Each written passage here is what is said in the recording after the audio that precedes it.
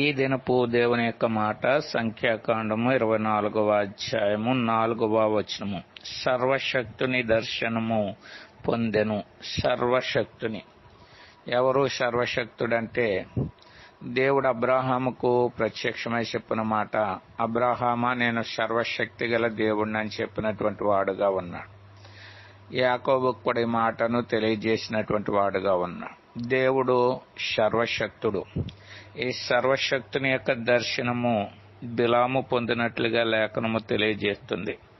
కాబట్టి మన దేవుడు సర్వశక్తుడని మనం ఎరగవలసినటువంటి వారంగా ఉన్నాం. ఆయన ఎదుట ఏ శక్తి కూడా నిలువబడదు అనేది లేఖనము తెలియజేస్తుంది.